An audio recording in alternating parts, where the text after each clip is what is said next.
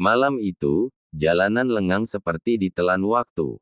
Ardi memacu mobilnya perlahan, menembus kabut tipis yang menggantung rendah di jalur pedesaan. Jam di dashboard menunjukkan pukul 1.17 dini hari. Seharusnya ia sudah sampai di kampung halamannya sejak 1 jam lalu, tapi sejak tadi GPS-nya seperti kehilangan arah. Ini jalan yang sama, gumamnya pelan. Di sebelahnya, Sinta, istrinya, tertidur dengan kepala bersandar ke kaca. Di kursi belakang, anak mereka, Raka, juga sudah pulas sejak lama. Ardi menghela napas panjang. Ia mudik setiap tahun. Ia hafal betul jalan ini. Tapi malam ini, semuanya terasa berbeda. Pepohonan di kiri kanan jalan tampak lebih tinggi, lebih rapat, dan entah kenapa, lebih gelap. Tiba-tiba, KLONK. Suara keras dari bawah mobil membuat Ardi refleks mengerem. Apaan tuh? Ia bergumam. Ia turun, membawa senter dari dashboard. Jalanan sunyi. Tidak ada suara jangkrik. Tidak ada angin. Hening. Terlalu hening. Ardi mengarahkan senter ke bawah mobil. Tidak ada apa-apa. Ban aman. Mesin tampak baik. Tapi ketika ia berdiri kembali, ia menyadari sesuatu. Jalan di belakangnya hilang. Bukan benar-benar hilang, tapi tertutup kabut tebal seperti dinding. Petik 2. Apa ini? Jantungnya mulai berdegup lebih cepat. Ia cepat masuk ke mobil kembali. Sin, bangun, katanya pelan mengguncang bahu istrinya. Sinta membuka mata dengan berat.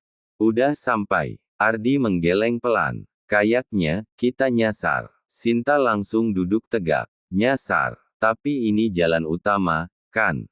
Harusnya. Ardi menyalakan mesin lagi. Dan disitulah ia melihatnya. Di kejauhan, sekitar 100 meter di depan, terdapat gapura. Padahal, ia tidak pernah melihat gapura di jalur ini sebelumnya. Tulisan di atasnya samar, tertutup lumut dan kabut. Ardi mempersempit mata. Desa Kerta Raharja. Sinta mengerutkan dahi. Aku nggak pernah dengar desa itu. Ardi juga tidak. Tapi hanya itu satu-satunya jalan. Dan anehnya, ada lampu-lampu redup di balik gapura itu. Seperti kehidupan. Apa kita masuk? Tanya Sinta ragu. Ardi menelan ludah. Ia seharusnya putar balik. Tapi kabut di belakang, membuatnya merasa itu bukan pilihan. Petik 2. Kita lihat sebentar aja, katanya akhirnya. Mobil perlahan melaju memasuki gapura.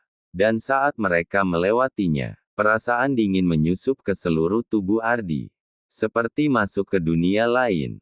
Desa itu, hidup. Tapi tidak normal. Lampu-lampu minyak berjajar di depan rumah-rumah kayu tua. Orang-orang berjalan pelan di jalan tanah. Namun yang membuat Ardi merinding. Semua orang berhenti dan menoleh, menatap mobil mereka. Diam, tanpa ekspresi. Dilihatin semua, bisik Sinta. Ardi mencoba tetap tenang. Mungkin mereka heran ada mobil masuk. Tapi hatinya tahu, ini bukan sekadar heran. Tatapan mereka kosong, seperti bukan manusia. Seorang lelaki tua mendekat. Pakaiannya lusuh, wajahnya keriput dalam. Ia mengetuk kaca mobil Ardi. Tok, tok, tok. Ardi membuka sedikit kaca. Maaf, Pak, ini desa apa ya? Lelaki itu tersenyum tipis. Senyum yang tidak sampai ke mata. Selamat datang, di rumah kami. Suaranya serak. Dalam. Ardi merasakan bulu kuduknya berdiri. Saya tersesat, Pak. Jalan ke arah kota mana ya? Lelaki itu tidak langsung menjawab. Ia menatap Ardi lama, lalu, menatap Sinta. Kemudian, matanya perlahan bergeser ke kursi belakang. Ke arah Raka. Senyumnya melebar. Anaknya, lucu. Sinta langsung memeluk Raka erat. Pak, jalan keluar. Ardi mendesak. Lelaki itu akhirnya menunjuk lurus. Terus saja, jangan berhenti, sebelum ayam berkokok. Kalau berhenti, lelaki itu diam. Kemudian berbisik pelan. Kalian akan tinggal di sini, selamanya. Ardi langsung menutup kaca. Di sini nggak beres. Kita pergi sekarang. Mobil melaju perlahan melewati desa itu. Tapi sesuatu mulai terasa aneh. Jalan yang mereka lewati seperti tidak ada ujungnya. Padahal desa itu tidak besar. Rumah yang sama mulai terulang. Lampu yang sama, orang yang sama, bahkan lelaki tua tadi muncul lagi di depan, berdiri, menatap. Dia lagi, bisik Sinta gemetar. Ardi mempercepat mobil. Ini nggak mungkin. Tiba-tiba, Raka di kursi belakang tertawa kecil. Hihihi. Ardi dan Sinta langsung menoleh. Raka, tanya Sinta. Raka masih tertidur, tapi bibirnya tersenyum. Dan dari mulutnya keluar suara yang bukan suara anak kecil.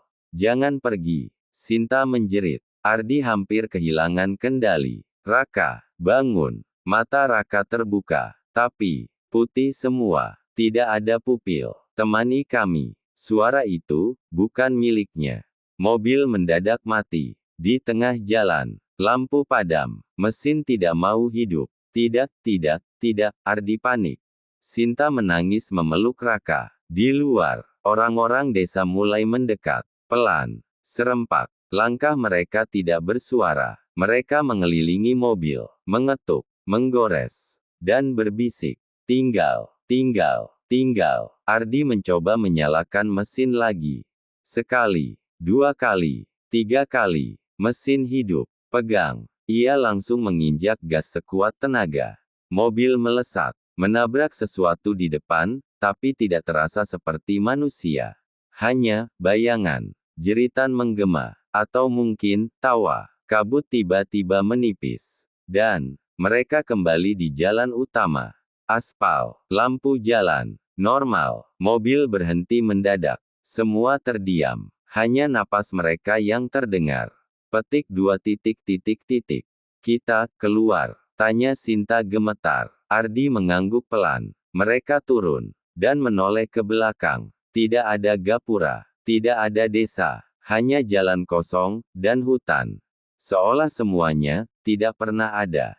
Keesokan harinya, mereka sampai di kampung. Ardi menceritakan kejadian itu pada warga setempat. Seorang tetua desa langsung pucat. Kalian masuk ke sana. Kemana, Pak? Tetua itu menelan ludah. Itu kampung gaib. Katanya, muncul hanya di waktu tertentu, untuk mencari penghuni baru. Sinta langsung memeluk Raka. Ardi diam. Yang pernah masuk, tidak semua kembali. Dan yang kembali, tetua itu menatap Raka lama. Tidak selalu pulang sendirian. Malam itu, di kamar, Raka duduk di sudut, menghadap dinding, berbisik pelan. Kami masih di sini. Sinta berdiri di pintu. Tubuhnya gemetar. Raka, kamu ngomong sama siapa? Raka perlahan menoleh. Matanya putih. Dan di belakangnya, bayangan orang-orang desa itu berdiri, tersenyum, gelap, menunggu.